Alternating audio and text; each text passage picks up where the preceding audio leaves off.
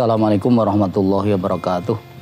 Innal hamdalillah nahmaduhu wa nasta'inuhu wa nastaghfiruh wa na'udzu billahi min syururi anfusina min sayyiati a'malina.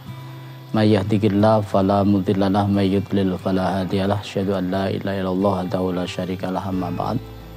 Kaum muslimin wal muslimat yang dirahmati Allah, disyukur kita haturkan kehadirat Allah Subhanahu wa taala.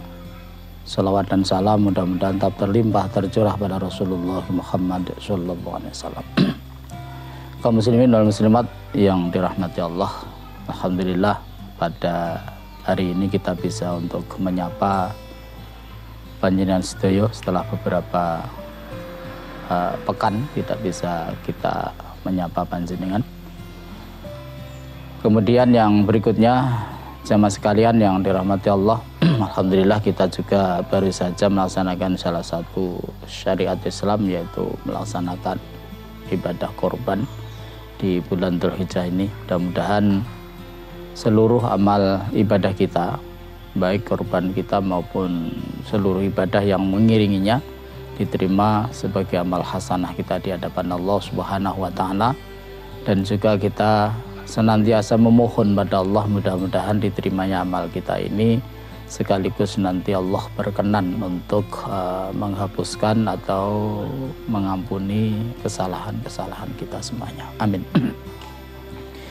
Kaum muslimin wal muslimat yang dirahmati Allah, pada kesempatan yang sangat mulia ini saya ingin mengajak kepada kita untuk menghayati makna ibadah korban walaupun ini sudah kita lewati. Mudah-mudahan nanti akan menjadi bekal kita di hari raya yang akan datang, hari raya Idul Kurban yang akan datang. Sembari kita bermohon pada Allah, mudah-mudahan Allah masih memberikan kesempatan kepada kita untuk bertemu dengan Idul Adha tahun 2025, dan kita juga diberi kekuatan lahir dan batin oleh Allah. Mudah-mudahan kita bisa melaksanakan segala sesuatu tuntunan syariat yang berkaitan dengan hari raya Idul Kurban. Kaum muslimin wal muslimat yang dirahmati Allah, setidaknya ada 4 hal yang menjadi sesuatu yang perlu kita renungkan begitu terkait dengan ibadah korban kita ini. Yang pertama, sesungguhnya ibadah korban itu bagian dari komitmen kita di hadapan Allah Subhanahu wa taala. Sebab kita sudah sering menyampaikan kehadirat Allah, inna sholati wa nusuki wa mahyaya mati lillahi rabbil alamin. Sesungguhnya sholatku, kemudian ibadahku, hidup dan matiku itu hanyalah untuk Allah Subhanahu wa taala. Komitmen kita yang seperti itu sesungguhnya berkaitan dengan seluruh aspek kehidupan kita. Artinya terkait dengan diri kita maupun terkait dengan sesuatu yang kita miliki. Jadi ketika Allah itu memerintahkan sesuatu kepada kita, maka tidak ada lain bagi kita ini kecuali kita itu sami'na wa ta'na.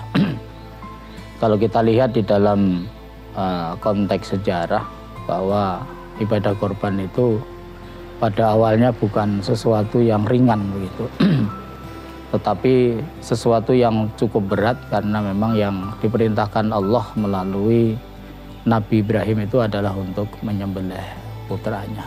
Saya kira ini kita semuanya bisa merasakan betapa beratnya begitu, betapa beratnya. Bahkan kalau di dalam kisah itu Nabi Ibrahim sempat melakukan protes, ya, ketidakpercayaan begitu, mengapa saya harus menyembelih anak saya.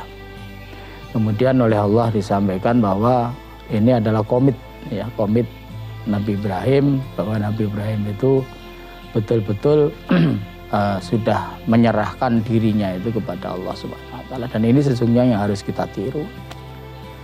Jadi dalam kehidupan kita ini sesungguhnya diajari melalui filosofis ibadah korban itu, supaya apapun yang kita lakukan dalam kehidupan ini tidak lain adalah karena melaksanakan perintahnya Allah. Jadi kalau di dalam salah satu hadis qudsi Allah menyampaikan, i'mal kama amartuk ilaik. Jadi beramallah, berbuatlah seperti aku memerintahkan sesuatu kepada kamu. Ini merupakan komitmen kita sebagai seorang hamba di hadapan Allah Subhanahu wa taala. Walaupun pada awalnya kita ini merasa berat untuk berkorban itu, tetapi ini karena komitmen harus kita jalani dalam kehidupan ini. Kemudian yang kedua, falsafah korban itu adalah bagaimana kita ini menjadi orang yang bermanfaat terhadap orang lain. Sebagaimana disampaikan oleh Rasulullah SAW, khairun nas anfa'uhum linnas. Sebaik-baik manusia itu adalah yang memberikan nilai kemanfaatan bagi sesama manusia.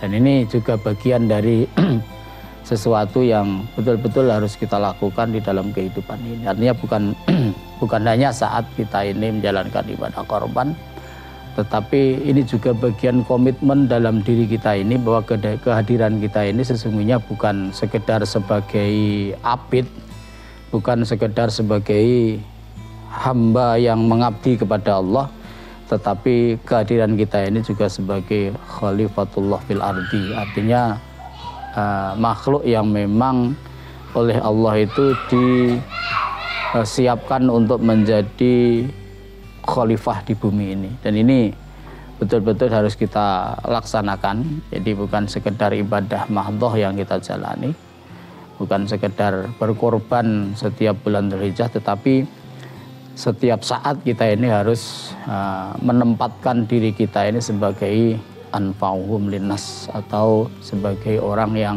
betul-betul memiliki nilai manfaat bagi orang lain. Kaum muslimin wal muslimat rahimakumullah. Kemudian yang ketiga yang juga menjadi bahan perenungan kita pada saat kita ini berkorban di bulan Dzulhijjah itu adalah bahwa setiap kita ini harus berusaha untuk menjadi tauladan yang baik, menjadi pencipta sunnah yang baik. Karena ibadah korban ini oleh Allah kan diamanatkan pada Nabi Ibrahim, sebab Nabi Ibrahim ini bersama dengan Ismail melaksanakan kurban yang pertama. Artinya Nabi Ibrahim dan Ismail ini diamanati oleh Allah untuk menjadi tauladan di dalam persoalan ini. Walaupun secara umum sebetulnya berkorban itu sudah merupakan bagian dari tuntunan syariat Islam, tetapi secara praktis begitu, Nabi Ibrahimlah yang mempelopori untuk melaksanakan korban. Kita semuanya sebetulnya sudah tahu bahwa orang yang membuat sunnah, apakah sunnah itu adalah sunnah yang baik, apakah sunnah itu sunnah yang tidak baik, maka nanti konsekuensinya orang ini akan mendapat sesuatu sesuai dengan sunnah yang dilakukan itu. Makanya Nabi mengingatkan pada kita, man sanna sunnatan hasanatan falahu ajrun wa ajru man ngamila ila biha ila yaumil qiyamah min ghairi ayang qusa min ujurihim syai'a wa man sanna sunnatan sayyi'atan falahu wisrun wa wisru man amila biha ila yaumil qiyamah min ghairi ayang qusa min auzarihim syai'a. Barang siapa yang membuat sunnah yang baik, menjadi teladan yang baik, maka dirinya akan mendapatkan pahala, dan kemudian juga mendapatkan tambahan pahala sebanyak orang yang mengikuti sunnahnya. Sementara ketika kita ini membuat sunnah yang tidak baik, maka kita ini akan mendapatkan dosa dan juga tambahan dosa dari orang-orang yang mengikutinya. Baik itu pahala maupun dosa itu tidak akan dikurangi dari pelakunya, ya. Jadi kalau ada orang yang mengikuti kebaikan kita, maka pahala orang yang mengikuti itu tidak akan dikurangi sama sekali. Begitu pula ketika kita ini membuat sunnah yang tidak baik kemudian diikuti oleh orang lain, maka orang lain yang mengikuti tidak akan dikurangi sedikitpun kesalahannya, tetapi kebaikan sebanyak orang yang mengikuti akan ditambahkan kepada kita, sebanyak dosa orang yang mengikuti sunnah yang tidak baik yang kita buat itu juga akan ditambahkan kepada kita. Sampai kapan? Ila yaumil qiyamah, sampai hari kiamat. Makanya di dalam kehidupan ini kita jangan hanya berpikir terhadap diri kita sendiri, tapi juga berpikir kepada generasi setelah kita, karena generasi yang mengikuti kita itu nanti kalau baik maka akan mendapatkan tambahan kebaikan kita ini. Kemudian kalau kita ini membuat sunnah yang tidak baik dan diikuti oleh generasi setelah kita, maka nanti kita akan tetap mendapatkan tambahan kejelekan karena kita yang menjadi teladan sesuatu yang tidak baik itu. Kaum muslimin wal muslimat rahimakumullah. Kemudian yang keempat, falsafah dari berkorban itu adalah pendidikan yang disampaikan oleh Allah Subhanahu wa taala kepada kita supaya kita ini tidak terlena kepada harta dan juga anak-anak kita ini. Allah sampaikan di dalam Al-Qur'an, "A'udzubillahi minasyaitonirrajim, al-malu wal banuna zinatul hayatid dunya." Bahwa harta benda dan juga anak, yang di sini disebutkan al-banun. Al-banun itu anak laki-laki karena ya meskipun tidak semuanya, mayoritas kita ini lebih condong kepada anak laki-laki dibanding dengan anak perempuan. Oleh Allah disampaikan bahwa keduanya itu adalah zinatul hayatid dunya. Itu hanya sekedar perhiasan dunia saja. Sehingga jangan membuat kita ini lena untuk mengingat Allah, jangan sampai kita ini membuat lena untuk kemudian lebih mencintai harta dan anak daripada Allah Subhanahu wa taala. Jangan pernah ibadah kita ini nanti akan terhalangi oleh harta benda kita dan juga anak-anak kita. Karena itu Allah mengingatkan simbol dari korban itu kan menyembelih anak yang kemudian diganti dengan domba. Artinya domba ini adalah al-mal, kemudian anak ini adalah al-banun.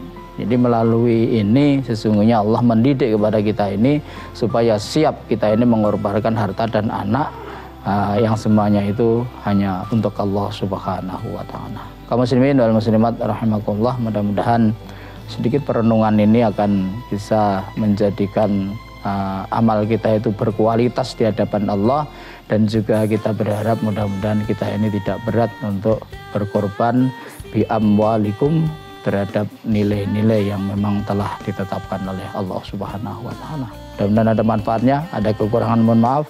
Nasrun minallah wa fatmun qarib, basyiril mu'minin. Assalamualaikum warahmatullahi wabarakatuh.